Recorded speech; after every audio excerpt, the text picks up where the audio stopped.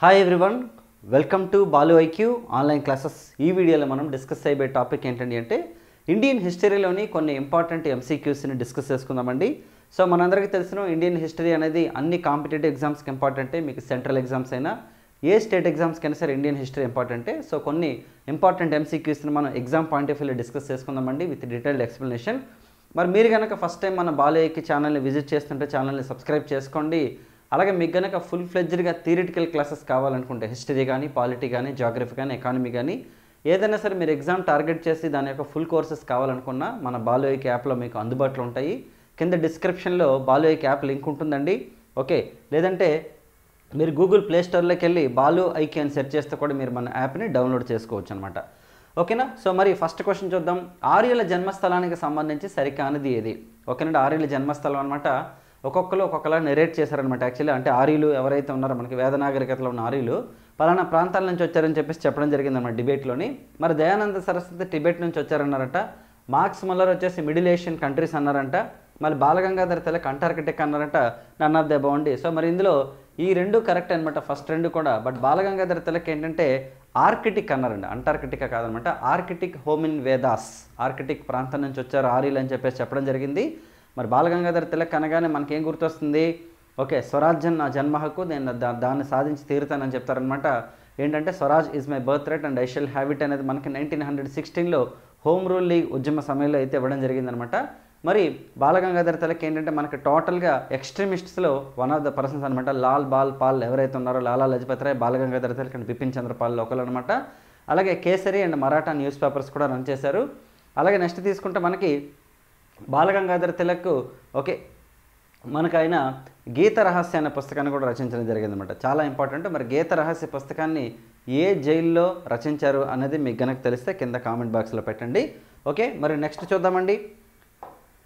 Right, Radhaswami satsang అనేది ఏ సంవత్సరంలో ప్రారంభమైందంట? రాధాస్వామి సత్సంగ్ అనేది ఏ ఇయర్లో స్టార్ట్ అయిందంట? ఆప్షన్స్ 1875, 1861, 1887 అండ్ 1882 అండి. ఇది 1861లో స్టార్ట్ అయిందంట. రాధాస్వామి సత్సంగ్ అనేది మనకి 1861లో ప్రారంభమైందనమాట. చూడండి, ఈ రాధాస్వామి సత్సంగ్ అనేది 1861లో శివదయాళ్ సాహెబ్ అనే అతను ప్రారంభించారనమాట యాక్చువల్లీ. అయితే దీని యొక్క మెయిన్ కాన్సెప్ట్ ఏంటండి అంటే నామ్ లేదా దేవుని యొక్క ధ్వనిని ధ్యానం చేయడం ద్వారా మానవులు వారి యొక్క పూర్తి సామర్థ్యాన్ని చేరుకోగలరు అని చెప్తారనమాట ఇతను యాక్చువల్లీ. ఓకేనండి. అలాగే 1891లో రాధాస్వామి సత్సంగ్ బియాస్ అనే సంస్థ కూడా స్థాపించారనమాట 1891లో. సో భగవంతుని యొక్క ధ్యానం అనేది కొంచెం ఇంప్రూవ్ చేయడం కోసం దీన్ని ప్రారంభించారు 1861లో. మరి ఇది 1861లో ఇంకా ఏం జరిగింది భారతదేశంలో అంటే మనకి ఆర్కియలాజికల్ సర్వే ఆఫ్ ఇండియా కూడా స్టార్ట్ అయింది. Alexander Cunningham was the chairperson అనమాట. దీనికి ఫస్ట్ చైర్పర్సన్ అనమాట. అప్పట్లో లార్డ్ కానింగ్ వైస్రాయ్గా ఉండేవాడు అనమాట. మరి ఏదైతే ఆర్కియలాజికల్ సర్వే ఆఫ్ ఇండియా ఉందో ఇదే మనకి ఇండస్ వ్యాలీ సివిలైజేషన్ 1921లో జాన్ మార్షల్ గారు చైర్మన్గా ఉన్నప్పుడు కనుక్కోవడం జరిగిందనమాట. అదే అలెగ్జాండర్ కన్నింగ్హామ్ని ఏమంటామంటే మనం okay father of Indian archaeological survey అంటారు. మనం ఏంటంటే హిస్టరీ చదివేటప్పుడు ఏదైనా ఒక సంవత్సరం అనేది మనకు అక్కడ వచ్చింది అంటే దాంతో ఇంకా ఏమైనా సరే ఇంపార్టెన్స్ ఉందా అని చెప్పేసి కూడా మనం డిస్కస్ చేసుకుంటేనే మనకి ఈజీ అవుతుంది. సో మీరు అది చదివేటప్పుడు రాధాస్వామి సత్సంగ్ కూడా మీరు గుర్తుపెట్టుకోవచ్చు 1861లో. ఓకేనా? రైట్, నెక్స్ట్ అండి, దేవ సమాజాన్ని ప్రారంభించింది ఎవరంట? దేవ సమాజ్ అనేది ఎవరు స్టార్ట్ చేస్తారు? శివనారాయణ అగ్నిహోత్రి, దయానంద సరస్వతి, మహదేవ గోవిందన్ అండి కేశవ చంద్రసేన్ అండి. ఈ దేవ సమాజాన్ని మనకి శివనారాయణ అగ్నిహోత్రి ప్రారంభించారనమాట. ఈయన చూడండి 1886లో బ్రహ్మ సమాజ్ నుంచి విడిపోయి దేవ సమాజ్ అనే స్వతంత్ర మత సమూహాన్ని ప్రారంభించాడు ఆయన 1886లో. బ్రహ్మ సమాజ్ నుంచి బయటకు వచ్చాడు అనమాట. సో మరి బ్రహ్మ సమాజ్ అనేది ఏంటి మనకి రాజా రామ్మోహన్ రాయ్ గారు ప్రారంభించారనమాట. ఈ బ్రహ్మ సమాజంలో ఆల్రెడీ రెండు ఉన్నాయి, ఆది బ్రహ్మ సమాజ్, నెక్స్ట్ భారతీయ బ్రహ్మ సమాజ్. ఆది బ్రహ్మ సమాజ్ ఎవరు ప్రారంభించారు? దేవేంద్రనాథ్ ఠాగూర్. అయితే మనకి భారతీయ బ్రహ్మ సమాజ్ వచ్చేసి కేశవ చంద్రసేన్ అనమాట. మరి ఈయన ఏం చేస్తారంటే దేవ సమాజ్ అనేది ప్రారంభించారు 1887లో ఫిబ్రవరి 16న స్టార్ట్ చేశారండి. మరి దీని యొక్క ముఖ్య లక్ష్యం ఏంటంటే మానవాళికి సేవ చేయడం, సామాజిక విద్య, నైతిక మరియు ఉన్నత జీవితాన్ని అందించడం. మరి దేవ సమాజ్ అనేది అంటే దేవ సమాజ్ అంటే అర్థం ఏంటి? దేవుని యొక్క ధర్మం అనే భావన నమ్ముతుందండి. ఇది మానవ జాతి యొక్క ఉన్నత పరిణామం కోసం మార్గదర్శకం చేస్తుంది. అంటే మనిషి యొక్క ఓకే ఏదైతే థాట్ ప్రాసెస్ ఉంటుందో దాన్ని ఇంప్రూవ్ చేసి ఒక ప్రాక్టికల్ థింకింగ్ని మెరుగుపరిచే విధంగా దీన్ని అనమాట ఈ ఉద్యమాన్ని అనమాట ఈయన రన్ చేశాడు దేవ సమాధిని. చాలా చాలా ఇంపార్టెంట్. శివనారాయణ అగ్నిహోత్రి మీద కూడా క్వశ్చన్ అడిగారు. మోప్లా తిరుగుబాటును అణిచివేసినటువంటి వైస్రాయ్ ఎవరంట? సో మోప్లా తిరుగుబాటు అనేది 1921లో జరిగిందనమాట. కేరళలో జరిగిందండి. యాక్చువల్లీ మోప్లా అంటే అక్కడ భాషలో అల్లుడు అని అర్థం అనమాట. యాక్చువల్లీ అక్కడ మోప్లా ముస్లిమ్స్ అనమాట ఎవరైతే రైతులు ఉంటారో వాళ్ళు ఓకేనండి బ్రిటిష్ వాళ్ళకి వ్యతిరేకంగా తిరుగుబాటు చేశారు 1921లో. దీన్ని ఆ టైంలో అణిచివేసింది ఎవరంటే options Reading, Hardinge, Irwin అండి, కర్జన్ అండి. రీడింగ్ అండి, ఇతన్ని యూదుల వైస్రాయ్ అంటారు యాక్చువల్లీ. ఓకేనండి, వైస్రాయ్ ఆఫ్ జ్యూస్ అంటారు అనమాట. జ్యూస్ అంటే ఏంటి, మనం చెప్పుకుంటాం సెకండ్ వరల్డ్ వార్లో ఓకేనండి ఎవరైతే హిట్లర్ ఉన్నారో, జర్మనీకి చెందిన హిట్లర్ ఉన్నారో ఎక్కువ మంది యూదుల్ని చంపేశాడని చెప్పేసి మనం చదువుతాం కదా, ఆ యూదులు అనమాట రీడింగ్ అనమాట. యాక్చువల్లీ రీడింగ్ అనే వ్యక్తి ఏంటంటే యూదుల వైస్రాయ్గా ఈయన పేరు పొందాడు బాగాను. మరి అలాగే నెక్స్ట్ తీసుకుంటే లార్డ్ రీడింగ్లో ఇంకా ఏం జరిగింది భారతదేశంలో అంటే మనకి ఈయన రౌలట్ చట్టాన్ని కూడా రద్దు చేశాడు. యాక్చువల్లీ రౌలట్ యాక్ట్ అనేది 1919లో మనకి చేమ్స్ఫర్డ్ టైంలో వచ్చింది యాక్చువల్లీ. ఓకే, 1917 ఏంటి అంటే ఆగస్ట్ డిక్లరేషన్ ఇచ్చాడు చేమ్స్ఫర్డ్. ఆగస్ట్ డిక్లరేషన్ బేస్ చేసుకొని మనకు వచ్చినవి మాంటెగ్యూ చేమ్స్ఫర్డ్ రిఫార్మ్స్. అంతకంటే ముందు వచ్చేసి మనకి రౌలట్ చట్టం కూడా వచ్చిందనమాట అమల్లోకి. మరి రౌలట్ చట్టం అమల్లోకి వచ్చిన తర్వాత దాన్ని కాన్సిక్వెన్స్ మనకి జలియన్ వాలాబాగ్ అనమాట. అయితే ఆ తర్వాత వచ్చిన రీడింగ్ ఏం చేస్తారంటే ఈ రౌలట్ చట్టాన్ని రద్దు చేసేస్తాడు. ఓకే, సో రీడింగ్ అనమాట ఇక్కడ మనకి మాప్లా తిరుగుబాటు ఒకటి, ఇదొకటి. అలాగే ఈ టైంలోనే 1922లో సహాయ నిరాకరణ ఉద్యమం కూడా స్టార్ట్ అయింది యాక్చువల్లీ. ఓకేనా, రైట్. నెక్స్ట్ క్వశ్చన్ చూద్దామండి. చూడండి, మాప్లా తిరుగుబాటు అణచివేసింది లార్డ్ రీడింగ్. 1921లో జరిగిన ఈ తిరుగుబాటు అణచివేయడానికి బ్రిటిష్ ప్రభుత్వం మల్బార్ స్పెషల్ ఫోర్స్ను ఉపయోగించిందండి. ఓకే, చాలామంది తిరుగుబాటుదారులను అణచివేసింది అనమాట ఇది యాక్చువల్లీ. ఓకేనండి, ఈ తిరుగుబాటుకు ఓకేనండి వరియం కున్యాత్ కుంజు మహమ్మద్ హాజియాన్ అతను నాయకత్వం వహించాడు అనమాట యాక్చువల్లీ. ఓకేనండి, రైట్. నెక్స్ట్ చూడండి, స్థానిక స్వపరిపాలనకు సంబంధించిన ఉత్తర మేరూరు శాసనాన్ని ఎవరు వేయించారు? మనం లోకల్ సెల్ఫ్ గవర్నమెంట్ అనగానే first we will remember Lord Ripon కదా, father of local self government అని. కానీ భారతదేశంలో ఓకే ఈ లోకల్ బాడీస్ అనే కాన్సెప్ట్ మొట్టమొదటి ఎవరు మొదలుపెట్టారు? లేదంటే అక్కడ కుండలు ఏవైతే ఉంటాయంటే పార్ట్స్లో అనమాట ఎలక్షన్స్ అంటే ఏవైతే ఆకులు ఉంటాయో వాటి మీద అనమాట పేర్లు రాసి ఎలక్షన్స్ కూడా పెట్టేవాళ్ళు. ఆ కుండల్లో వేయాలన్నమాట ఎవరిని ఎన్నుకుంటున్నాం అనేది. ఆ వ్యవస్థ అనేది అప్పట్లో ఉండేది, చోళుల కాలంలో ఉండేది అనమాట. మరి ఏ శాసనంలో మనకు చెప్పారు అంటే ఎవరు చెప్పారంటే చూద్దాం. రాజరాజ చోళుడు, మొదటి పరాంతకుడు, కులోత్తంగ చోళుడు, రాజేంద్ర చోళుడు అండి. ఇది వచ్చేసి ఆన్సర్ మనకి మొదటి పరాంతకుడు అనమాట. ఇతను ఉత్తర మేరూరు అనే శాసనాన్ని వేయించాడు అనమాట. ఆ ఉత్తర మేరూరు శాసనంలో మనకి స్థానిక స్వపరిపాలనకు సంబంధించి మెన్షన్ చేశారు. చూడండి, మొదటి పరాంతకుడు ఉత్తర మేరూరు శాసనాన్ని వేయించాడు. ఈ శాసనం తొలిసారిగా గ్రామం యొక్క స్థానిక స్వపరిపాలన కోసం చెప్పారండి. తమిళనాడులో ఉత్తర మేరూరు అనే గ్రామంలో ఒక దేవాలయంలో గోడలపై ఈ శాసనాన్ని రాశారంట. ఇతనికి మరో పేరు వీరచోళ లేదా మధురై కొండ అని కూడా పిలుస్తారు. పాండ్య రాజ్యంపై దండెత్తి మధురైని ఆక్రమించడంతో ఈ బిరుదు పొందారంట ఈయన. ఓకే, పాండ్య రాజ్యం మీద అటాక్ చేయడం వల్ల ఈ బిరుదు పొందేది.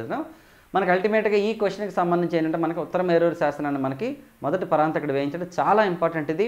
ఆ తర్వాత మనం లోకల్ బాడీస్ చదివేటప్పుడు ఆర్టికల్ నెంబర్ 40 చదువుతాం, ఆర్టికల్ నెంబర్ 243 చదువుతాం, 73, 74 అమెండ్మెంట్లు చదువుతాం, మేయో తీర్మానం అలాగే రిప్పన్ తీర్మానాలు కూడా చదువుతాం మనం. ఓకేనా, రైట్. మన నెక్స్ట్ క్వశ్చన్ చూద్దామండి.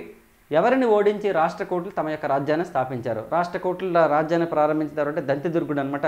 మరి రాష్ట్రకూటులు ఎవరిని ఓడించి వచ్చారంటే చూడండి, ఇక్కడ చోళ్ళు, పల్లవులు, బాదామి చాళుక్యులు, తూర్పు చాళుక్యులు అండి. బాదామి చాళుక్యులను ఓడిస్తారండి. ఓకే, బాదామి చాళుక్యుల్ని ఓడించి ఓకే ఎవరైనా దంతిదుర్గుడు అనమాట ప్రారంభిస్తారు. మరి బాదామి చాళుక్యులు అనగానే ఎవరు సార్ మనకి ఇలాంటే పులకేసి 2 పేరు మీరు వినుంటారు కదా, రెండవ పులకేసి ఐహోల్డ్ శాసనం వాళ్ళే బాదామి చాళుక్యులు.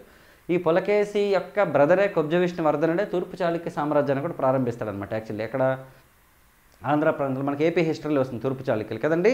మరి ఈ బాదామి చాళుక్యులను ఓడించారండి. ఎవరిని ఓడించారు? లాస్ట్ వ్యక్తి రెండవ కీర్తివర్మ. ఈ కీర్తివర్మను ఓడించి రాష్ట్రకూట రాజ్య స్థాపన చేస్తాడు.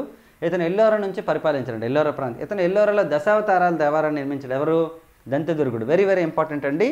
ఓకే, మరి ఈ దేవాలయంలో విష్ణువు నరసింహ అవతారం ఎత్తి హిరణ్యకశిపుడిని వధిస్తున్న దృశ్యం కూడా ఆకర్షిస్తుంది. మనకి విష్ణుమూర్తి అనమాట నరసింహ అవతారం ఎన్నోది మనకి ఆల్మోస్ట్ మనం తీసుకుంటే 4th అని చెప్పొచ్చు. మత్స్య, కూర్మ, వరాహ, నారసింహ. ఎందుకంటే 5వది వామన అవతారం, 6వది బలరాముడు అవతారం, 7వది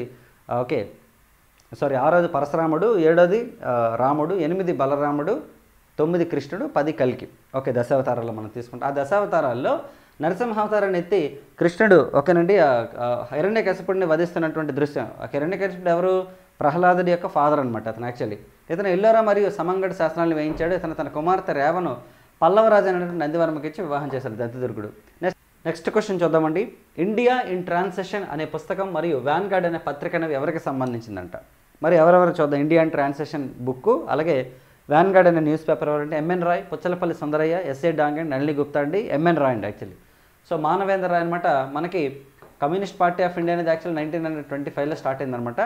మరి అలాగే ఎంఎన్ రాయ్ గారు వచ్చేసి ఇంటర్నేషనల్ కమ్యూనిస్ట్ పార్టీకి అధ్యక్షుడు మొట్టమొదటి భారతీయుడు అతను యాక్చువల్లీ. అలాగే నెక్స్ట్ తీసుకుంటే మనకి కమ్యూనిస్ట్ పార్టీ అనేది మనకి 1964లో సిపిఐ అలాగే సిపిఎంగా విడిపోయింది. అంటే communist party of India and communist party of Marxists okay 2 రకాలుగా విడిపోయింది.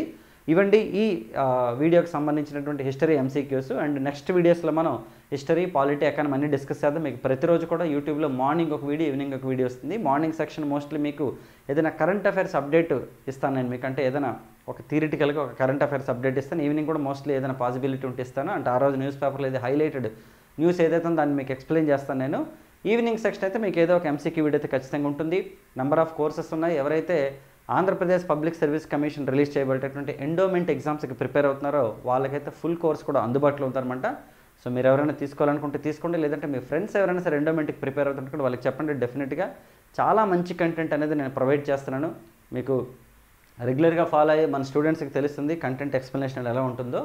చాలా డెప్త్గా, చాలా డీటెయిల్డ్గా ఇన్ఫర్మేషన్ గ్యాదర్ చేసి దాన్ని అంతే డీటెయిల్డ్గా అందరికీ అండర్స్టాండ్ అయ్యే విధంగా మంచిగా చిన్న చిన్న కథల రూపంలో మీకు ఎక్స్ప్లెయిన్ చేయడం జరుగుతుంది. నెక్స్ట్ వీడియోలో మళ్ళీ కలుద్దాం. కింద డిస్క్రిప్షన్లో బాలయ్య యాప్ లింక్ డౌన్లోడ్ చేసుకోండి, లింక్ ద్వారా డౌన్లోడ్ చేసుకోండి. Okay, thank you so much and wish you all the best.